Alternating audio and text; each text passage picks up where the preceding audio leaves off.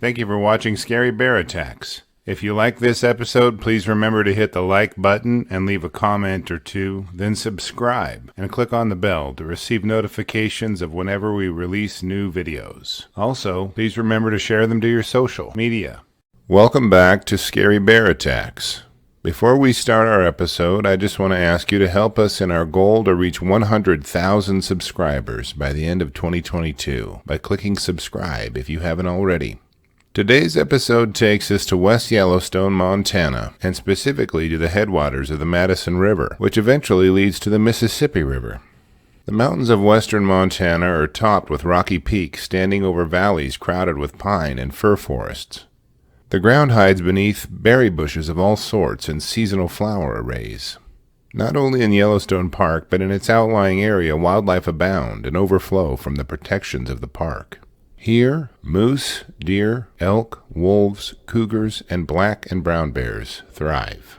The industry of this area is obviously tourism, and specifically backcountry tourism, with photo excursions allowing visitors to take their wondrous sights home with them.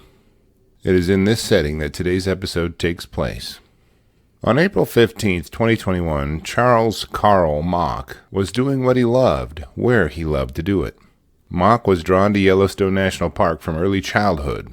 He was fascinated with the rugged remoteness of the park, and when he was 30, he moved there just to be closer to the area that he loved.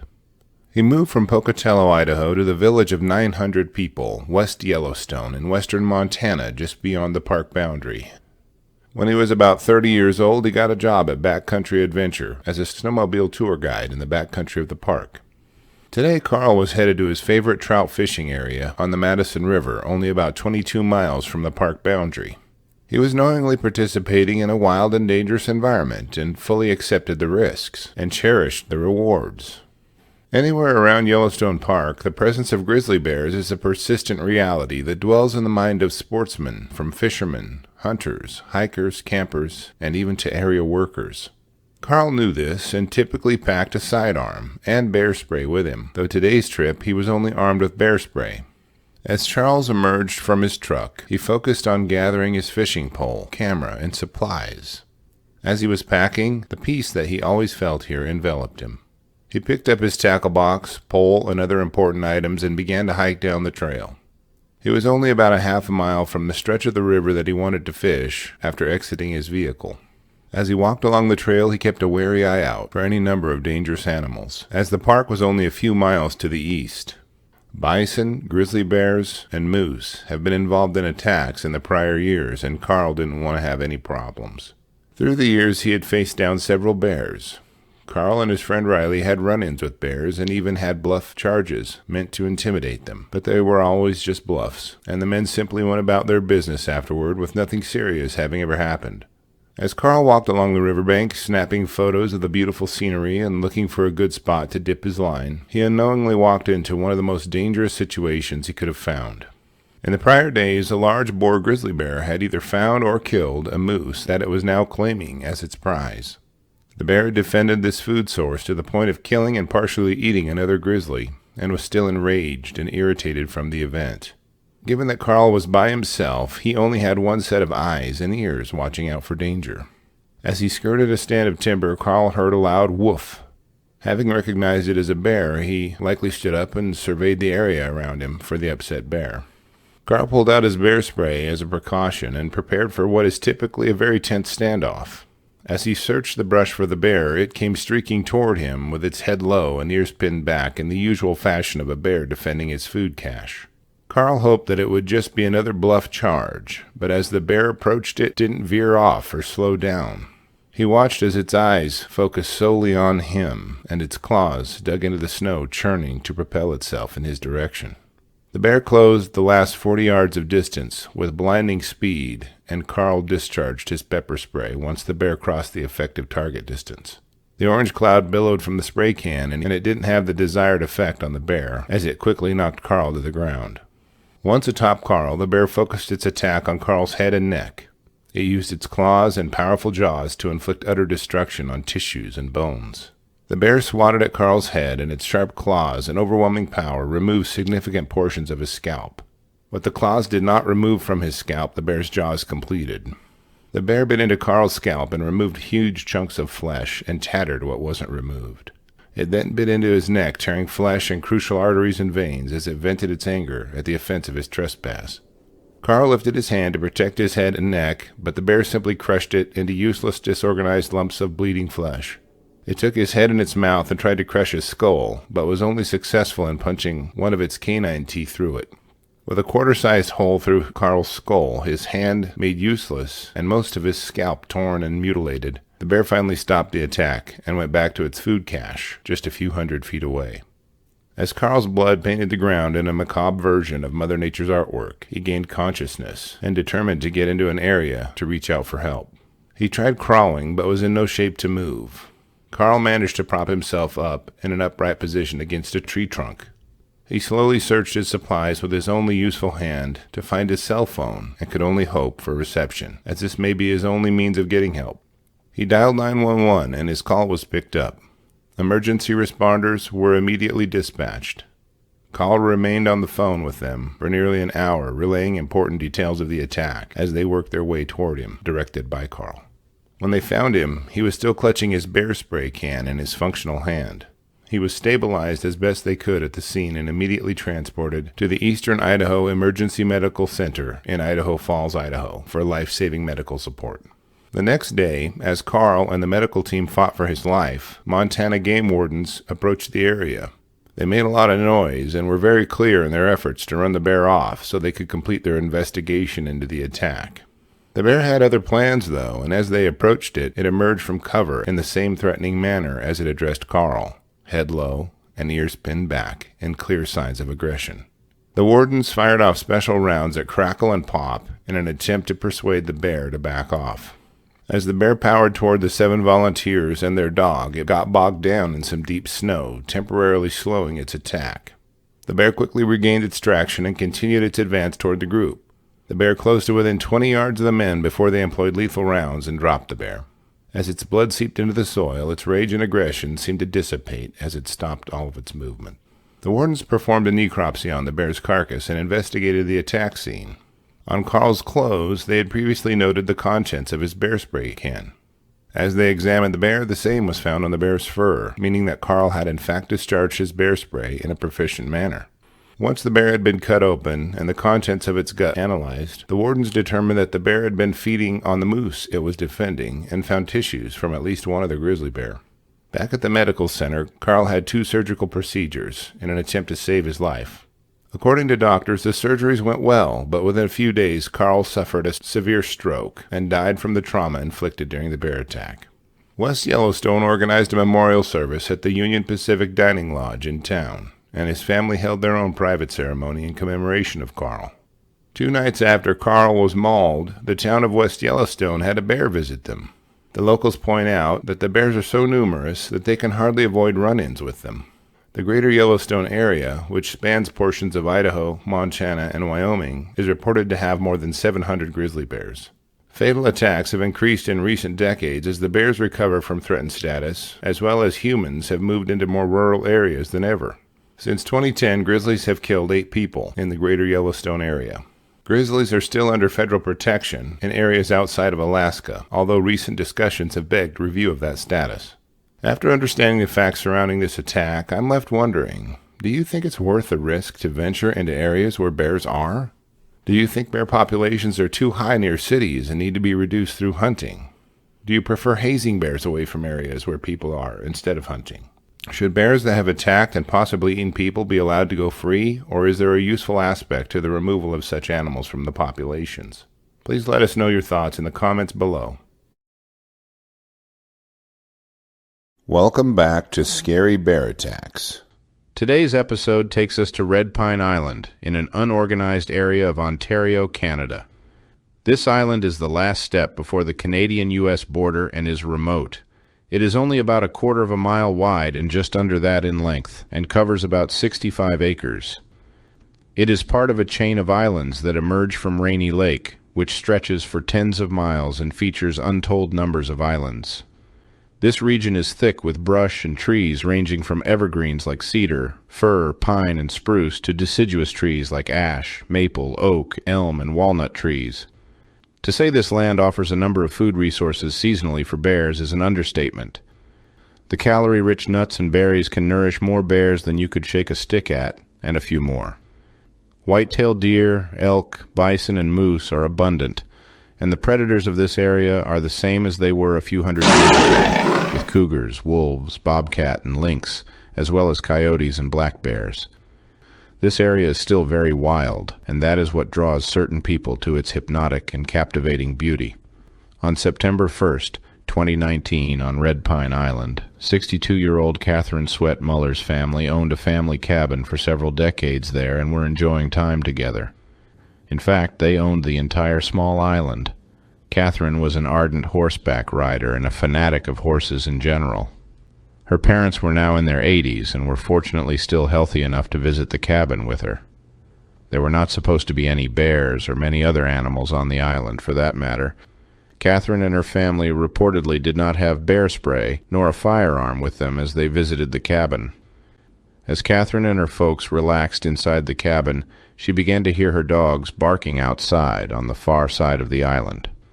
It wasn't the typical barking they might usually do when a deer or something benign is nearby. It was continuous and belabored. Catherine decided to go outside and see what they were raising such a ruckus about around 6 p.m. To understand the environment of black bears in the northern Minnesota area, let's take a look at some of their preferred food sources available. The abundance of seasonal berries and nuts serve as their major food sources, but aren't available immediately after the bears emerge from their winter dens. In spring, they will fill up on scavenged, winter-killed animal carcasses, plant sprouts, and the calves and fawns of local wildlife. As summer comes on, their focus shifts to the berries of the area, which have offset seasons that provide berries for a large part of summer and fall.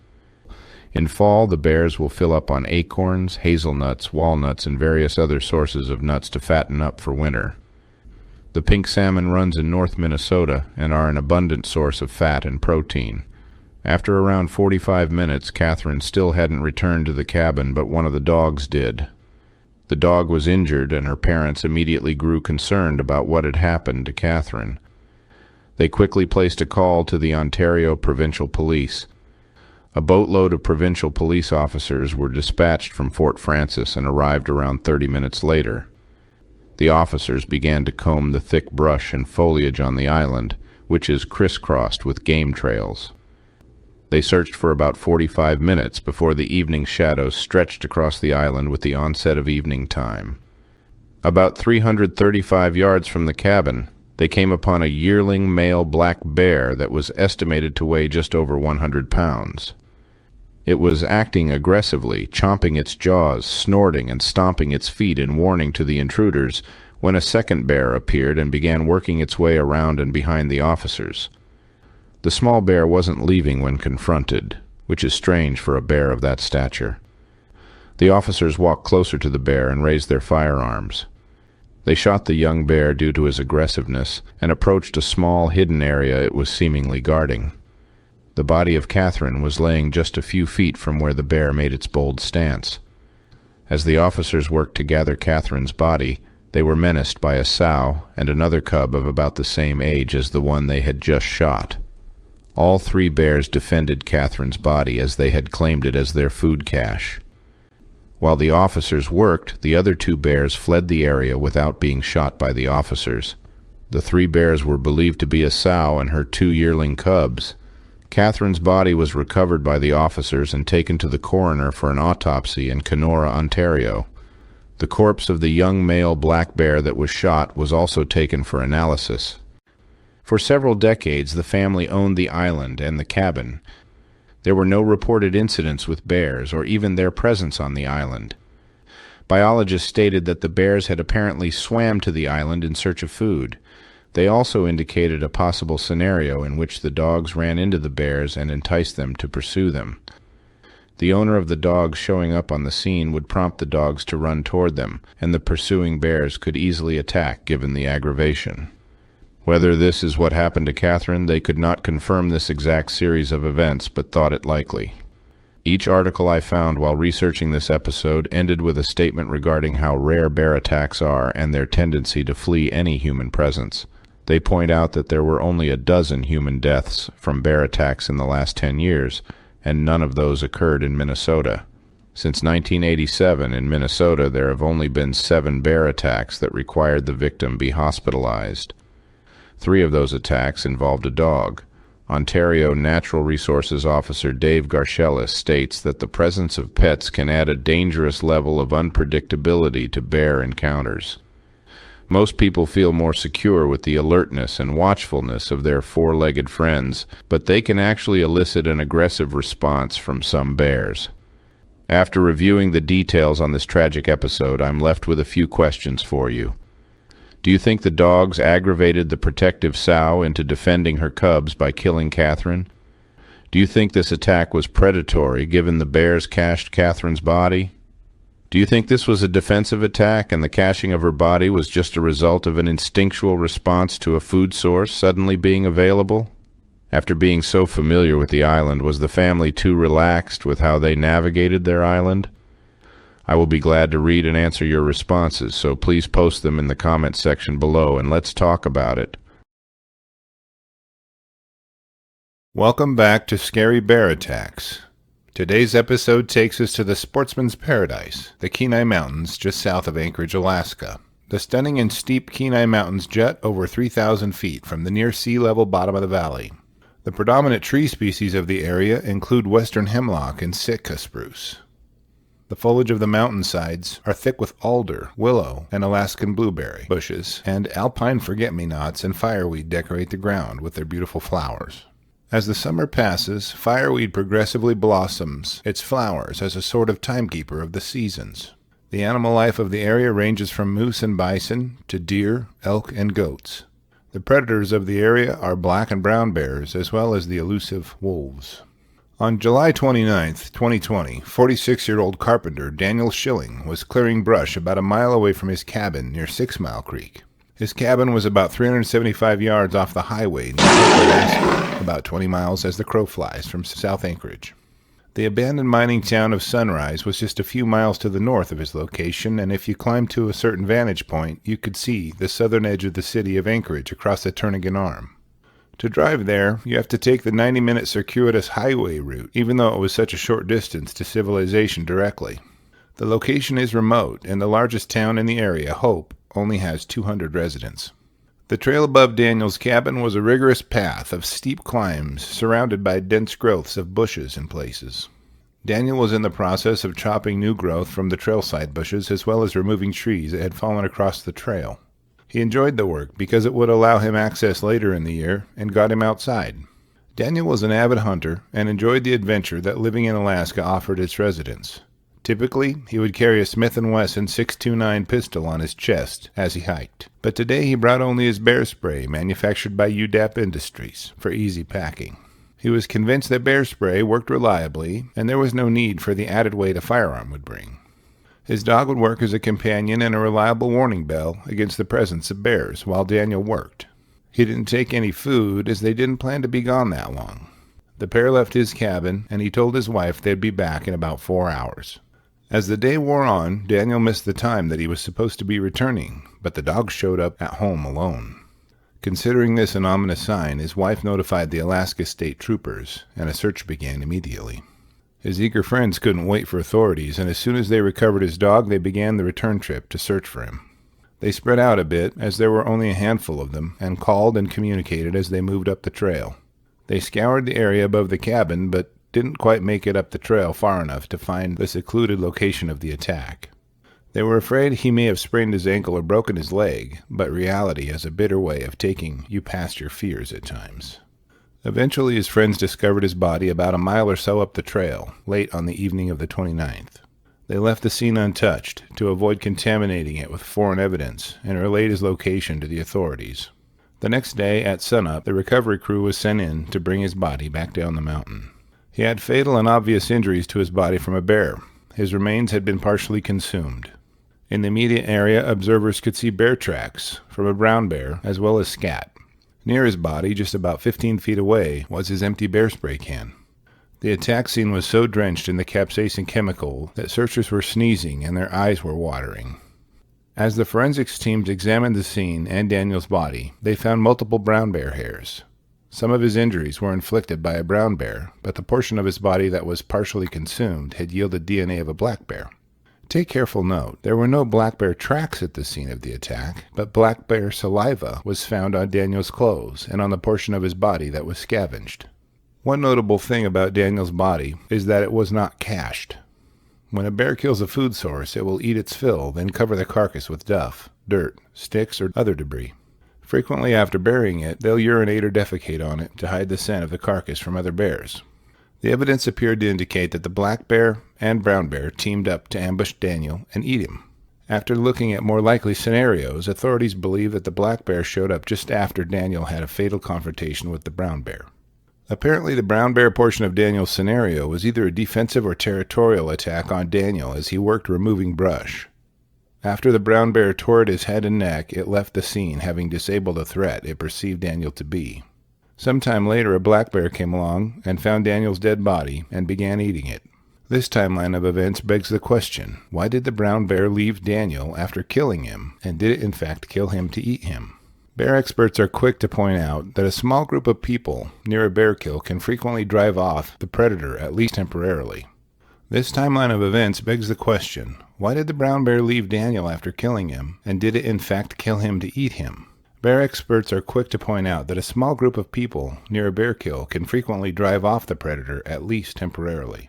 This may have been what Daniel's friends did when they came looking for him after his dog returned home alone. After the brown bear was chased off of Daniel's body, whether it was predating on him or acting in defense, the black bear came along to scavenge his remains.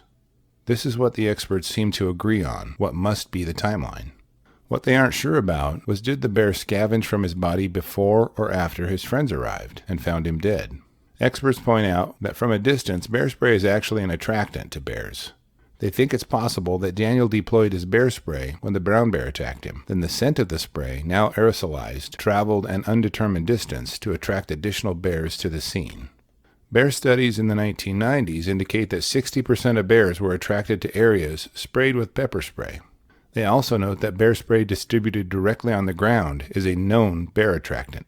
In addition, points of the research indicated that bears who were attracted to red pepper bear spray sprayed across the ground tended to roll on it as if they were selecting a cologne or a cover scent to mask their own while they hunted. The close proximity of these two bears on the timeline of the attack baffled professionals.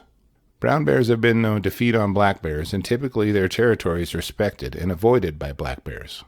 Wherever a brown bear marks its territory with scat, urine, or other means, black bears will tend to stay away. But this one came along the attack scene in no more than a few hours after the brown bear left, undoubtedly smelled the brown bear scat and sniffed the tracks, but persisted scavenging on the corpse anyway. The experts had to wonder if they had a precedent indicating that black bears and brown bears either cooperated during an attack or tolerated each other's presence at a kill site.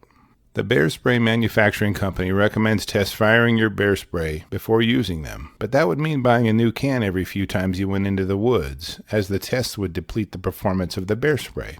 In addition, once you tested your spray, you would have no idea how many seconds of spray time you actually had remaining.